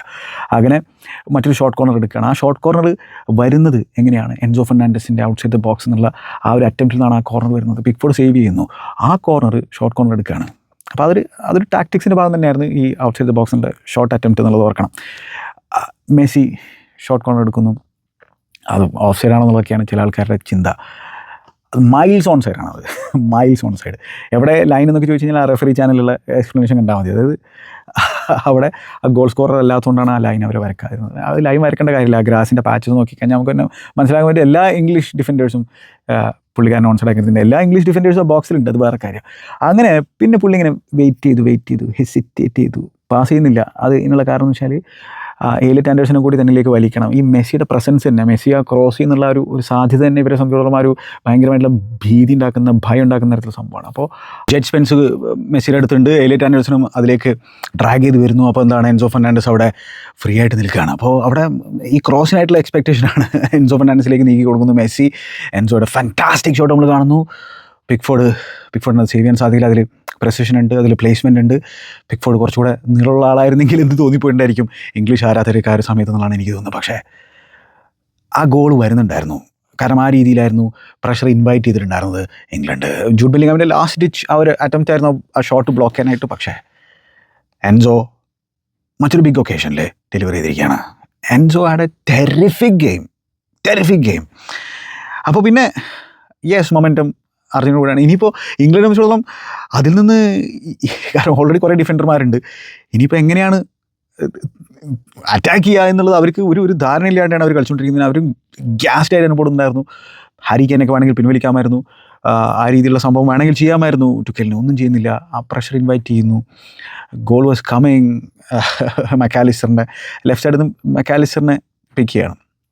മക്കാലിസ്റ്ററിനെ പിക്ക് ചെയ്യുന്ന സാഹചര്യത്തിൽ മക്കാലിസ്റ്ററിൻ്റെ ആ ഒരു എഡ്ജ് ഓഫ് ദ ബോക്സ് എന്നുള്ള ഷോട്ട് അത് പോസ്റ്റിൽ തട്ടി പോവുകയാണ്. മക്കാലിസ്റ്റർ 2 തവണ പോസ്റ്റിൽ അടിക്കുകയാണ്. പക്ഷേ അവിടെ മെസ്സി പ്രസ് ചെയ്യുന്നു. ജഡ്ജ് സ്പെൻസിൻ്റെ അടുത്ത് നിന്ന് ഓഫ് കോഴ്സ് അവിടെ ആ ഒരു ഡ്യൂൽ വിൻ ചെയ്യുന്നു. ജഡ്ജ് സ്പെൻസാണ് ബോൾ വിൻ ചെയ്തത്. പക്ഷേ ഓഫ് കോഴ്സ് ഇപ്പോൾ അതിൽ ഫൗൾ ഉണ്ട് എന്നൊക്കെയാണ് ആൾക്കാരുടെ വാദം. നിങ്ങളിങ്ങനെ വല്ലാണ്ട് നിറ്റ്പിക്ക് ചെയ്യണ്ട, അവിടെ ഫൗളില്ല, അവിടെ സ്റ്റോംപ് ഉണ്ട് എന്നൊക്കെയാണ് ആൾക്കാർ പറഞ്ഞു വെക്കുന്നത്.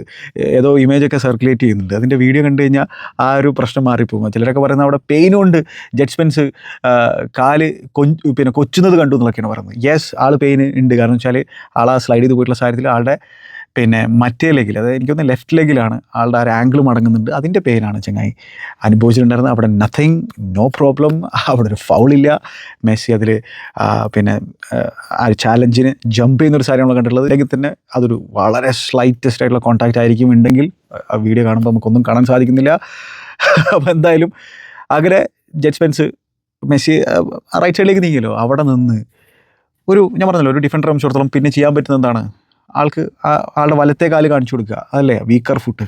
ആ വീക്കർ ഫുട്ട് കാണിച്ചു കൊടുക്കുക. അവിടെ നിക്കോ റെയ്ലി ഉണ്ട്, ജഡ്ജ് സ്പെൻസ് ഉണ്ട്. ഈ 2 പേർക്ക് ക്രോസ് തടയാൻ സാധിക്കില്ല. ആളുടെ റൈറ്റ് ഫുട്ട് കൊണ്ടുള്ള ക്രോസ് അവിടെ ഡാൻ ബേണൊക്കെ കൊണ്ടുവന്നിട്ടുണ്ട് ഇത്തരത്തിലുള്ള ക്രോസുകൾ തടയാനായിട്ട്. ജോൺ സ്റ്റോൺസിൻ്റെ ജമ്പ് അവിടെ ക്ലിയർ അല്ല. കോൺസെ ഉണ്ട്. ഈ കോൺസെൻ്റെയും ജോൺ സ്റ്റോൺസിൻ്റെ ഇടയിൽ ലൗതാറോ മാർട്ടിൻസ് നിൽക്കുന്നു. ലൗതാറോ മാർട്ടിൻസിൻ്റെ കൊണ്ടുവരാനുള്ള തീരുമാനം അഗെയിൻ ഫാന്റാസ്റ്റിക് ബോൾഡ് മൂവ്. ഇത് സ്കലിനെ സംബന്ധിച്ചിടത്തോളം ആ ബ്ലഡ് സ്മെല്ല് ചെയ്തതും പുള്ളി പറഞ്ഞല്ലോ. അപ്പോൾ അത് തഗ്ലഫിയൊക്കെയാണ് പിൻവലിക്കുന്നത്, ലെഫ്റ്റ് ബാക്കിന് പിൻവലിക്കുന്നു. നിക്കോ ഗോൺസാലസിനോടാണ് ആ പണി ചെയ്യാൻ പറയുന്നത്. പക്ഷേ അവർ ബ്രേവായിട്ട് അറ്റാക്ക് ചെയ്യുകയാണ് ആ സാഹചര്യം. കാരണം അവർക്കറിയാം ഇത് ഈ 90 മിനിറ്റ് തന്നെ തീർക്കാൻ പറ്റും എന്നുള്ളത്, എക്സ്ട്രാ ടൈമിൽ കൊണ്ടുപോകണ്ടെന്നുള്ളത്. കാരണം ആ രീതിയിൽ പതറിയ ഒപ്പോണൻസിനെ കൃത്യമായിട്ടും അവർക്ക് കാണാൻ സാധിക്കുന്നുണ്ടായിരുന്നു. What a header man. El Toro impact ഉണ്ടായിക്കൊണ്ടിരിക്കുകയാണ്.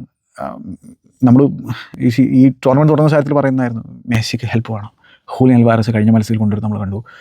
ഈ മത്സരത്തിൽ ലൗതാറോ മാർട്ടിനസ് ആ ഹെൽപ്പ് പ്രൊഡ്യൂസ് ചെയ്യുന്നതാണ് നമ്മൾ കണ്ടിരിക്കുന്നത്. ലൗതാറോ മാർട്ടിനസ് ഇമ്പാക്റ്റ് ഉണ്ടാക്കിയിട്ടുണ്ട് അല്ലേ ഈ ടൂർണമെൻറ്റിൽ.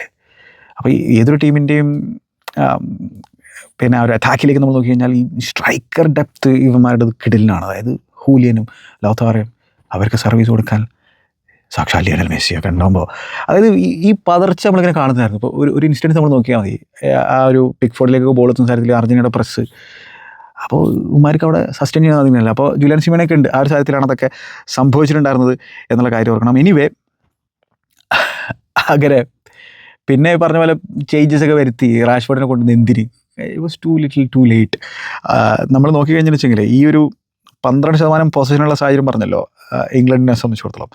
ആ ഒരു സാഹചര്യത്തിൽ അവരുടെ പാസുകൾ കൂടി നമ്മൾ നോക്കേണ്ടതായിട്ടുണ്ട്. അതായത് ഞാനിപ്പോൾ വീഡിയോ പറഞ്ഞ് സമയം കൂടി തോന്നുന്നു എനിക്ക്. തുടക്കം ഇത്തിരി ചേരെടുക്കറായെങ്കിലും 38 പാസുകളാണ് ഈ 55 മിനിറ്റ് മുതൽ ലൗതാറോ മാർട്ടിൻസിൻ്റെ വിന്നർ വരുന്നവരെ ഇംഗ്ലണ്ട് അറ്റംപ്റ്റ് ചെയ്തത്. അതിലാകെ 26 കംപ്ലീറ്റ് ചെയ്തുള്ളൂ. പലതും ക്ലിയറൻസുകളായിരുന്നു. 26.3% ലോങ് ബോൾ, അത് ക്ലിയറൻസാണ് അവർ കൊടുക്കുന്നുണ്ടായിരുന്നത്. അതിന് മുമ്പ് വരെ 7.5% ആയിരുന്നു അവരുടെ ലോങ് ബോൾ അറ്റംപ്റ്റുകൾ ഉണ്ടായിരുന്നത്. മാർഗഹിയാണ് ഏറ്റവും കൂടുതൽ പാസുകൾ ഈ ഒരു സമയത്ത് നടത്തിയിട്ടുണ്ടായിരുന്നത്, 6 എണ്ണം. അതിൽ 2 എണ്ണം പിക്ഫോർഡിലേക്ക് കൊടുത്തുള്ള പാസുകളായിരുന്നു. അപ്പോൾ ഇതൊക്കെ സെൻസ് ചെയ്യാൻ പറ്റും ഒരു ടോപ്പ് മാനേജറെ സംബന്ധിച്ചിടത്തോളം, ടോപ്പ് പ്ലേയേഴ്സിനെ സംബന്ധിച്ചിടത്തോളം. അർജൻറ്റീന സൈഡിൽ കുറേ സ്പിരിറ്റുള്ളവന്മാരുണ്ട്, അതിൻ്റെ കൂടെ മെസ്സിയുണ്ട്. പിന്നെന്താ ചെയ്യുക. ഇതിൽ തന്നെ വേറെ സംഭവം, മത്സരത്തിന് ശേഷമുള്ള ലിയോ മെസ്സിയുടെ ചില വാചകങ്ങളുണ്ട്. അപ്പോൾ ഓഫ് കോഴ്സ് ഇതിൽ തുക്കേലിൻ്റെ സബ്ബുകൾ ടീമിനെ പുറകോട്ട് വലിക്കുന്നു. ഇൻട്രൊഡ്യൂസ് ചെയ്ത് ഡിഫെൻഡ് ചെയ്യാനായിട്ടായിരുന്നു. കഴിഞ്ഞ മത്സരങ്ങൾ ആ രീതിയിൽ അവർക്ക് ഡിഫെൻഡ് ചെയ്യാൻ സാധിച്ചിട്ടുണ്ടായിരുന്നു. പക്ഷേ ഇത് ഡിഫറെൻറ്റ് ബോൾ ഗെയിം ഓൾ ടുഗദറാണ്. മെസ്സിയുടെ ഡെലിവറീസാണ്, ഡിഫെൻഡ് ചെയ്യൽ ഭയങ്കര പാടാണ്. അപ്പോൾ അങ്ങനെ അവർ ആ ക്രോസുകൾ ഇങ്ങനെ വന്നുകൊണ്ടിരിക്കുമ്പോൾ എത്രയാച്ചിട്ട് പ്രോബബിലിറ്റി ഇങ്ങനെ കൂടിക്കൊണ്ടിരിക്കുകയല്ലേ, അവർക്ക് തടയാൻ സാധിക്കില്ല. അതായത് ഇവർ മറ്റൊരു രൂപം എടുക്കുന്ന നമ്മൾ വീണ്ടും കണ്ടിരിക്കുകയാണ് ഈ അർജൻറ്റീന സൈഡ്. പുറകിൽ പോകുന്ന കാര്യത്തിൽ ഈ പുറകിൽ പോകുന്ന അർജൻറ്റീനയാണ് ഏറ്റവും കൂടുതൽ ഭയക്കേണ്ടതായിട്ടുള്ളത്. അവരുടെ മെൻറ്റാലിറ്റി ടോപ്പ് ക്ലാസ്സാണ്. അവർ റെമോണ്ടാഡ മറ്റൊന്നും കൂടി നടത്തുന്നതാണ് നമ്മൾ കണ്ടിരിക്കുന്നത്. ഫാൻറ്റാസ്റ്റിക് സംഭവം. മെസ്സിയുടെ സെലിബ്രേഷൻ ഉണ്ടല്ലോ മത്സരത്തിന്, അതുപോലെ ആയി ഭയങ്കര സംഭവമായിരുന്നു. അതേപോലെ തന്നെ മെസ്സി ഈ പിന്നെ പറഞ്ഞിട്ടുള്ള ചില സംഭവങ്ങൾ അതിലേക്ക് ഞാൻ വരാം. അതായത് ഡിയേഗോ അർമാൻഡോ മറഡോണ അവിടെ ഇരുന്നിട്ട് മുകളിലിരുന്നിട്ട് ഡിയേഗോ ഇത് കണ്ടിട്ട് എൻജോയ് ചെയ്യുന്നുണ്ടായിരിക്കും എന്നാണ് പുള്ളി പറഞ്ഞു വെക്കുന്നത്. ഈ പിന്നെ മത്സരം ആൾക്ക് ഭയങ്കര സ്പെഷ്യലായിട്ടുള്ള ഒരു മത്സരം തന്നെയാണ്. മാത്രമല്ല എങ്ങനെയാണോ ആൾക്ക് വേണ്ടത് ആ രീതിയിൽ ചങ്ങായി അവിടെ ഇരുന്ന് സെലിബ്രേറ്റ് ചെയ്യുന്നുണ്ടായിരിക്കും എന്ന് പറഞ്ഞു വെക്കുന്നു. ഇത് ആൾക്കുള്ള ഗിഫ്റ്റാണെന്ന് പറഞ്ഞു വെക്കുന്നു. ആളുടെ ആ ഒരു ഇറയിൽ ജീവിക്കാൻ സാധിച്ച തന്നെ ഭയങ്കര ഭാഗ്യമായിട്ട് കണക്കാക്കുന്നു. പിന്നെ ഒരിക്കലും ഡിയേഗോയുമായിട്ട് തന്നെ കമ്പയർ ചെയ്യുന്നത് തനിക്ക് ഇഷ്ടമല്ല, അല്ലെങ്കിൽ അതിന് താൻ മുതിർന്നിട്ടില്ല എന്നാണ് പുള്ളി പറഞ്ഞു വെക്കുന്നത്. വിനോ മെസ്സി എങ്ങനത്തെ ആളാണെന്നുള്ളത് എനിക്കറിയാം. ഡിയേഗോ എന്നെ ഇഷ്ടപ്പെട്ടിരുന്നു എന്നുള്ളതും ഒരുപാട് ബ്യൂട്ടിഫുൾ മൊമെൻറ്റ്സ് ഞങ്ങൾ ഷെയർ ചെയ്തിട്ടുണ്ട്. അതിൻ്റെ മെമ്മറീസ് എൻ്റെ അടുത്തുണ്ട്. എന്തായാലും പുള്ളി ഹാപ്പി ആയിരിക്കും ഈ ഒരു സാഹചര്യത്തിൽ നിന്നാണ് പറഞ്ഞു വെക്കുന്നത് ലിയോ മെസ്സി. പിന്നെ ഈ പറഞ്ഞ പോലെ പുറത്തുനിന്ന് സഹായം കിട്ടുന്നുണ്ടോ എന്നുള്ള ചോദ്യത്തിനും ആൾ മറുപടി കൊടുത്തിട്ടുണ്ടായിരുന്നു. ആരും ഒന്നും നമുക്ക് തരില്ല. ഇത് ഫ്ലൂക്കും അല്ല. ഇത് നമ്മൾ കഴിഞ്ഞ കുറച്ച് വർഷങ്ങളായിട്ട് 4 വർഷങ്ങളായിട്ട് ബെസ്റ്റ് ടീം ഇൻ ദ വേൾഡാണ്. അത് ആൾക്കാർക്ക് ഇഷ്ടപ്പെടുന്നുണ്ടോ ഇല്ലയോ എന്നുള്ളതല്ല. ആരും നമുക്കൊന്നും കൊണ്ട് തരില്ല എന്നുള്ളതാണ്. ഫ്രീ ആയിട്ടൊന്നും തരില്ല എന്നാണ് പുള്ളി പറഞ്ഞിരിക്കുന്നത്. ഇതൊക്കെ ഈ ടീം ഏൺ ചെയ്തതാണ്. അത്രയും അവഹേളനങ്ങൾ കേട്ടിട്ടുണ്ടോ ഈ മനുഷ്യനും ഈ ടീമും? അപ്പോൾ അവർ ഏൺ ചെയ്യുന്നത് കാണുമ്പോൾ, അവർ നേടിയെടുക്കുന്നത് കാണുമ്പോൾ അതിനെ നോക്കി കൊഞ്ഞനും കുത്തിയിട്ട് വലിയ കാര്യമൊന്നുമില്ല. ഫൈനൽ കടുകട്ടിയായിരിക്കും. സ്പാനിഷ് സൈഡ് ടോപ്പ് സൈഡാണ്, ഞാൻ പറഞ്ഞല്ലോ. പക്ഷേ ഈ അർജന്റീന സൈഡിനെ പരാജയപ്പെടുത്താൻ അവരെ കൊന്നു കളഞ്ഞാൽ മതി. അതിനെ കൊന്നു കളഞ്ഞിട്ട് പരാജയപ്പെടുത്തി കഴിഞ്ഞാൽ സ്പെയിനിന് നമ്മൾ കൈയടി കൊടുക്കും. പക്ഷേ സ്പെയിൻ ഡിഫറെൻറ്റ് ബീസ്റ്റാണ്. ഫാൻറ്റാസ്റ്റിക് മത്സരമായിരിക്കും, സംശയമില്ലാത്തൊരു കാര്യമാണ്. ആരാധകർക്ക് മറ്റൊരു സ്റ്റേറ്റ്മെൻറ്റ് കൂടി അവർക്ക് വേണ്ടി പുറത്തുവിട്ടിട്ടുണ്ട്. മറ്റൊന്നുമല്ല, ഖത്തറിൽ പറഞ്ഞ വാചകങ്ങൾ തന്നെയാണ് എനിക്ക് പറയാനുള്ളത്. ഈ ടീം നിങ്ങളെ നിരാശപ്പെടുത്തില്ല എന്നൊരു കാര്യമാണ് പുള്ളി പറഞ്ഞു വെക്കുന്നത്. അപ്പോൾ എന്തായാലും അതായത് 5, 6, 7, 8, 10 ആൾക്കാരെ വെച്ചിട്ടാണ് ഇംഗ്ലണ്ട് ഡിഫെൻഡ് ചെയ്യുന്നത്. എന്നിട്ടും ഈ ഡെലിവറീസൊക്കെ തടയാന്ന് പറഞ്ഞാൽ ഭയങ്കര ബുദ്ധിമുട്ടുള്ള സാധനമാണ്. അപ്പോൾ എന്തായാലും ലിയോ മെസ്സിയുടെ പട്ടാളുണ്ടല്ലോ. അപ്പോൾ ഈ ദീപു എന്നൊക്കെ പറഞ്ഞു കഴിഞ്ഞാൽ ആൾക്ക് വേണ്ടി മരിക്കാൻ പോലും റെഡിയാണെന്നുള്ള സ്റ്റേറ്റ്മെൻറ്റ് പുറത്തുള്ള ആളാണ്. പിന്നെ മാത്രമല്ല അവരുടെയൊക്കെ ചൈൽഡ്ഹുഡ് ഇതിൽ പലരും വർക്കിംഗ് ക്ലാസ് എൻവയോൺമെൻറ്റിൽ ജനിച്ചുള്ള ആൾക്കാരാണ്. അപ്പോൾ ദീപുവിൻ്റെയൊക്കെ എന്ന് പറഞ്ഞാൽ അച്ഛൻ ട്രക്ക് ഡ്രൈവറോ അമ്മ ഹോട്ടലിലൊക്കെ ക്ലീൻ ചെയ്യാനൊക്കെ പോയിട്ടുള്ള ആളാണ്. അപ്പോൾ ഈ ബൂട്ട് മേടിക്കാനും അല്ലെങ്കിൽ ആ രീതിയിൽ സ്ട്രഗ്ലിങ്. ലിയോ മെസ്സിക്കാണെങ്കിൽ ഹോർമോൺ ഡെഫിഷ്യൻസി പരിപാടിയൊക്കെ ഉണ്ടായിരുന്നു, നമുക്കറിയുന്നതാണ്. മോണ്ടിയൽ ഭയങ്കരമായിട്ടുള്ള സ്ട്രഗ്ലിങ് എൻവയോൺമെൻറ്റിൽ വന്നിട്ടുള്ള ആളാണ്. അൽമാദ എന്നൊക്കെ പറഞ്ഞു കഴിഞ്ഞാൽ ഏതോ അവിടുത്തെ ഈ പറഞ്ഞ പോലെ തെരുവ് സ്ലമ്മ് പോലത്തെ സ്ഥലത്തൊക്കെ വന്നിട്ടുള്ള ആളാണ്. അപ്പോൾ ഇതിൽ പലരും അതിൽ ഡീസൻ്റായിട്ടുള്ള കംഫർട്ടുള്ള ബാല്യകാലം ഉണ്ടായിട്ടുള്ള പ്ലെയേഴ്സും ഉണ്ട്. പക്ഷേ മിക്കവരും ആ ഒരു സ്ട്രഗ്ലിംഗ് ഫേസിലൂടെ ഒക്കെ വന്നിട്ടുള്ള ആൾക്കാരാണ്. Enzo Fernandez Leo Messi retire ചെയ്തിട്ടുള്ള സാഹചര്യത്തിൽ ഫേസ്ബുക്കിൽ വലിയ കുറിപ്പ് എഴുതിയിട്ടുള്ള ആളാണ്, തിരിച്ചു വരണം എന്നൊക്കെ പറഞ്ഞിട്ട്. ഹൂലിയൻ അൽവാരസ് പിന്നെ ചെറുപ്പത്തിൽ മെസ്സിയുടെ കൂടെ വലിയ എന്താ പറയുക ആഗ്രഹത്തോടുകൂടിയിട്ട് ആ ഒരു ഫോട്ടോ ഒക്കെ എടുത്തിട്ടുള്ള ആ ഫോട്ടോ ഒക്കെ ഇപ്പോൾ വൈറലാണ്. അപ്പോൾ ഇവർ ഈ ചെങ്ങായുടെ കൂടെ കളിക്കുക ഇവർ ഒരു സ്വപ്ന ലോകത്താണ്. അപ്പോൾ അവരിപ്പോൾ ജൂലിയാനോ സിമിയോണി മത്സരത്തിന് ശേഷം എന്താ പറഞ്ഞത്, 10ാമത്തെ വയസ്സിൽ ചെങ്ങായി ഫൈറ്റ് ചെയ്യുന്ന കണ്ടിട്ട്, അതായത് എല്ലാം നേടിക്കഴിഞ്ഞിട്ട് ചെങ്ങായി ഫൈറ്റ് ചെയ്യുന്ന കാണുമ്പോൾ പിന്നെ ഞങ്ങളെന്താ ചെയ്യേണ്ടതെന്നുള്ളത്. അപ്പം ഞങ്ങളെല്ലാം കൊടുക്കുകയാണ് ആൾക്ക് വേണ്ടിയിട്ട്, അർജന്റീനയ്ക്ക് വേണ്ടിയിട്ടുള്ളതാണ്. ഇതൊരു ഫാമിലിയാണ്. ഞാൻ പറഞ്ഞിട്ടുണ്ട്, സ്കലനിയുടെ ടീമിൻ്റെ ഏറ്റവും വലിയ ടാക്ടിക്സ് ഇമോഷൻസാണ്.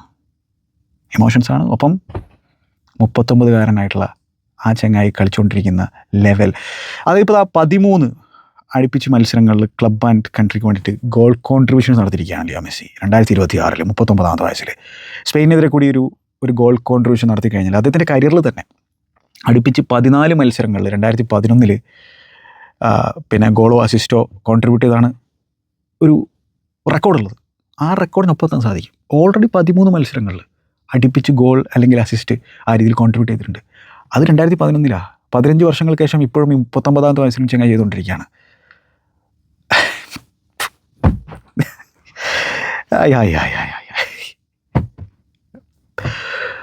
ഫൈനൽ കടുകട്ടിയായിരിക്കും, സംശയമില്ലാത്തൊരു കാര്യമാണ്. But we are witnessing greatness. അത്രേ ഉള്ളൂ. അതൊരു പ്രിവിലേജ് ആയിട്ടാണ് ഞാൻ കണക്കാക്കുന്നത്. ബാക്കി we don't have to care. അതുപോലെ ആ കോൺഫ്രണ്ടേഷൻ്റെ സമയത്ത് ആ ഫൗളിനെതിരെയുള്ള ആ ഒരു ഉന്തും തള്ളും കാര്യങ്ങളൊക്കെ നടക്കുന്ന സാഹചര്യത്തിൽ ഡെക്ലൻ റൈസും ഇങ്ങനെ വായ പൊത്തിയിട്ട് സംസാരിക്കാൻ ശ്രമിച്ചിട്ടുണ്ടായിരുന്നു മെസ്സിയുമായിട്ട്, മെക്കാലിസ്റ്ററുമായിട്ട്, അതേപോലെ തന്നെ മറ്റൊരു ഇൻസിഡൻറ്റിൽ കൂടി. അപ്പോൾ അത് എന്താ പറയുക, വേണമെങ്കിൽ അപ്പീൽ ചെയ്തിട്ട് പ്രശ്നങ്ങൾ ഉണ്ടാക്കാൻ പറ്റുന്ന സംഭവമാണ്. പക്ഷെ എനിക്ക് തോന്നുന്നില്ല ആ രീതിയിലുള്ള ഒരു സംഭവമാണ്. അപ്പോൾ ഈ റൂളിൽ ഒരു കൃത്യമായിട്ടുള്ളൊരു വ്യക്തത വരേണ്ടതായിട്ടുണ്ട്. അല്ലെങ്കിൽ ഇത് നുണ പറയാനുള്ള സാധ്യതയുണ്ട് അല്ലേ. അബ്യൂസ് ചെയ്തെന്ന് പറഞ്ഞു കഴിഞ്ഞാൽ എന്ത് ചെയ്യാൻ പറ്റും? വായ പൊത്തി പിടിച്ചിട്ട് അതൊരു പ്രശ്നമല്ലേ. അപ്പോൾ അതും നോക്കേണ്ടതായിട്ടുണ്ടെന്നുള്ളതാണ് എനിക്ക് തോന്നുന്നത്. പക്ഷേ നോർമൽ കോൺവെർസേഷനിൽ വായ പൊത്തി പിടിച്ചാലൊന്നും പ്രശ്നമില്ല. കോൺഫ്രണ്ടേഷനിലാണ് അതൊരു പ്രശ്നമായിട്ട് മാറുക എന്നുള്ളതാണ്, അല്ലെങ്കിൽ അബ്യൂസ് ചെയ്യുന്ന കാര്യത്തിലാണ്. പക്ഷേ ഇത് വേണമെങ്കിൽ നുണ പറഞ്ഞൂടെ? അത്രേ ഉള്ളൂ. Good bye.